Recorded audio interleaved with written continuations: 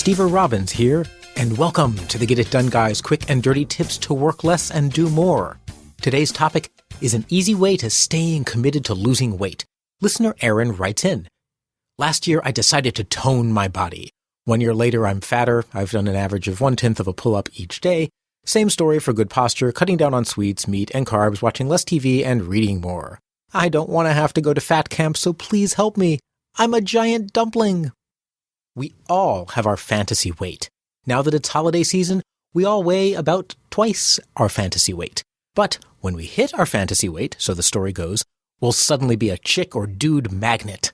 Life will be wonderful. We'll get a raise at work. Our house will be spotless. And we'll own a beautiful white shag carpet that never shows wine stains. But reaching that perfect weight isn't easy. Aaron wrote in frustrated that he's a giant dumpling instead of a Greek god. Aaron, I empathize with your dumplingness. I've never thought of myself as a dumpling, but I was shaped like an avocado for a while. We know what to do. Eat fewer calories and be more active. Unfortunately, knowing and doing are two different things. We all know we need more commitment, but we so prefer convenience. Getting up every day and traipsing to the gym means stepping outside. It's a cold, cruel world out there. Moving muscles, and saddest of all, abandoning our 2-pound bag of M&Ms. That's 1 kilogram for non-Americans. One way to get yourself going is to find a friend to work out with. Even though neither of you would ever get up on your own to exercise, together you can guilt trip each other into doing those daily pull-ups. Exercise together if possible. Having someone else there makes it a lot more fun. That's one reason I use Trainer Tyler. Listening to his Hollywood exploits is always entertaining as he's forcing me to do unspeakable acts with free weights. I just keep waiting for him to show up with a new piercing, which he'll discover after waking up in an unfamiliar Las Vegas honeymoon suite. If you and your friend want to do pull-ups or free weights from home, call each other on a speakerphone and challenge each other to see who can do more, better, faster.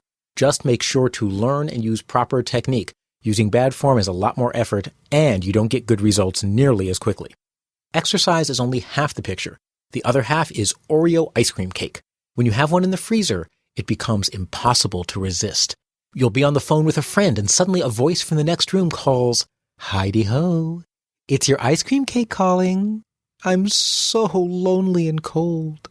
And tasty and delicious.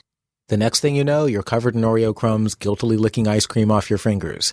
Resistance is futile. Though you can't resist the cake in the freezer, you can sure resist buying one. With no temptation around, you can't give in. So stop buying fattening cereals.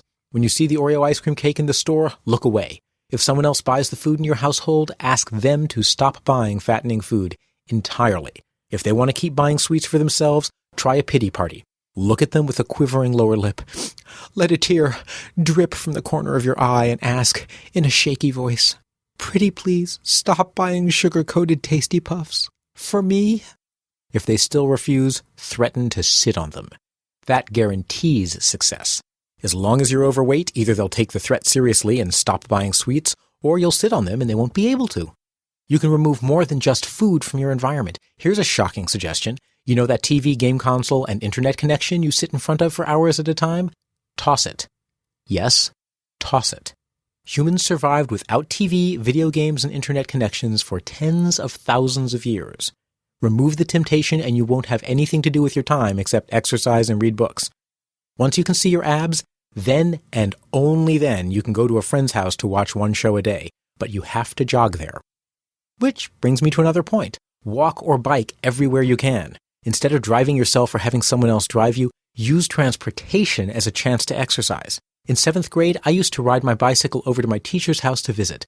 That way I could exercise and suck up to authority in one easy combination. If you want to combine exercise and meaningless social climbing based on animal brute strength, join a sports club. Don't do a sport like football where you can use strategy and win based on brain power. Choose an endurance team sport, like a track team or a swimming team. They'll have regular practices that give you a regular workout. Plus, you'll have teammates to help keep you motivated. Yes, they'll give you wedgies while you're still shaped like a dumpling, but hang in there, so to speak. Once you're shaped like a Greek god, they'll talk about you in hushed tones of awe behind your back. Lastly, commitment is easier when you give yourself absolute rules. No candy or sugar, period. Every day, I will get up 15 minutes early and do 20 pull-ups. Absolute rules make decisions easy. You develop a habit that requires no thought. Want candy? No, thank you. What are you doing tomorrow morning? Getting up and working out. If you give yourself wiggle room, wiggle you will. So just set a firm rule and follow it. Soon, your metabolism adjusts and your no will be real. Let's recap. Commitment is easier with a friend. You keep each other honest. Control your environment by removing food temptation and couch potato distractions. Join a team endurance sport and use absolute rules and policies to stay on course. This is Steve Robbins. I'm Get It Done Guy on Twitter and Facebook. Work less, do more, and have a great life.